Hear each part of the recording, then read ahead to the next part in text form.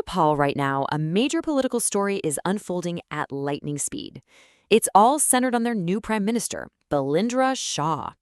Since he took office, his rapid-fire reforms have people both cheering and, well, pretty worried. And it all boils down to a massive question about democracy itself.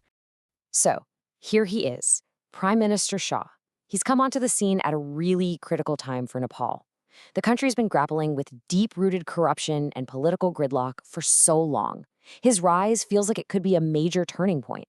But the big question everyone's asking is, which way is he turning? Is it towards real reform, or is it a turn away from the rules? And honestly, this isn't just a Nepal problem, right? It's a question leaders all over the world have to deal with.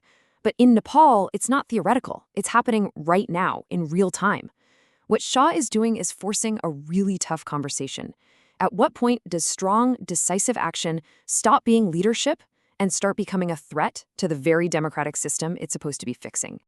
Okay, so to really get what's going on with Prime Minister Shah, you have to rewind a little bit. We need to look at the political wave that basically carried him into office. He didn't just appear out of nowhere.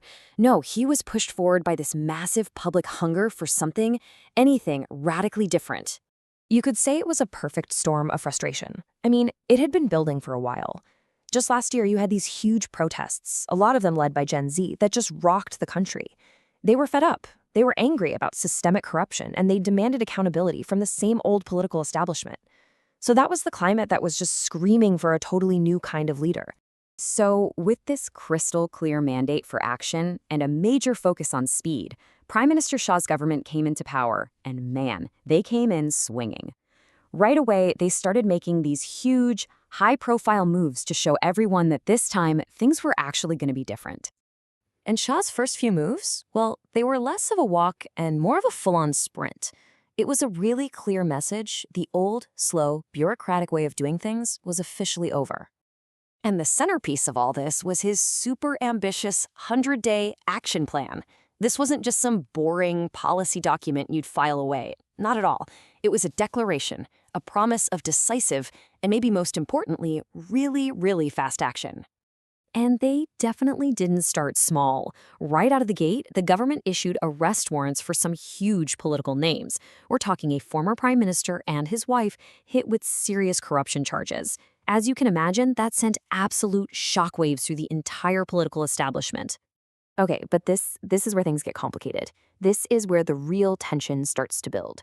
Because Shah's super fast moves, which are really popular with a lot of people, have also put him on a direct collision course with the established rules, with the actual procedures of Nepal's democracy. And right at the core of that system is this idea of due process. It's a fundamental principle, right? It's what protects people from the government just doing whatever it wants. It means justice is supposed to be about a fair, transparent process, not just getting the result you want. And his critics, they're saying this is the exact thing he's blowing right past. So what you have here is a direct conflict of ideas. On one side, you have Shah's approach, which has been described as non-consultative, like a steamroller. It's all about speed and what the public wants to see.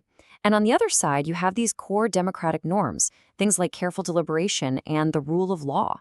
It's basically a showdown between getting fast results and following the system. A former senior bureaucrat named Krishna Gyawali put it really well. He said, democracy means governance, and governance requires upholding due process. And that's the core of the criticism, right? That when you start bypassing these procedures, even if it's for something popular like fighting corruption, you're actually weakening the whole democratic foundation. And that is the danger everyone's pointing to. The big worry is that actions taken this fast might not have a solid legal basis. For example, one of those big arrests we mentioned, it was criticized by some as being driven more by vindictiveness than that actual evidence. And that raises some really scary questions about political payback. So the big question is, what do the people of Nepal think about all this? Well, as you can probably guess, it's not simple. The country is pretty much split right down the middle. You've got one camp that sees this as a long overdue house cleaning, and another that sees a really dangerous disregard for the rules. For a whole lot of Shah's supporters, it's pretty straightforward. Results are what count. There's a feeling that, hey, as long as the government is actually getting things done, as long as it's delivering and dealing with our problems, then it's acceptable. I mean, when you've been stuck in gridlock for so long, you can see why the how might seem less important than the what. But then, of course, there's the other side of the coin. You have analysts like Mahesh Kushwaha who are sounding the alarm. They warn that governing based on what's trending on social media is a very slippery slope. Think about it. When public outrage online starts deciding who gets arrested, you're not living under the rule of law anymore. You're living under the rule of the crowd. And that, as he argues, is a really dangerous road for any democracy to go down. And what's really interesting is that even some of the people who were at the forefront of demanding change, like Suhan Gurung, a key figure from the Gen Z protests, are now raising concerns. The fact that these actions are being seen by some people not as justice, but as political revenge, well, that just shows you how deep the divisions are that Shah's approach is creating. When you step back, what's happening in Nepal isn't really new. It's a story we've seen before. It's a modern twist on a classic problem in any democracy, what's often called the reformer's dilemma. On one hand, you have this urgent, totally legitimate public demand for results. People want to see change, and they want to see it now. But on the other hand, the very democratic processes that are designed to be fair, well, they're slow, they're deliberate. That's just how they work. And Prime Minister Shah is stuck right in the middle of that tug of war between speed and process. So, all of this leaves us with a final, really critical question. When you're trying to fight something like deep-seated corruption, what's the bigger risk?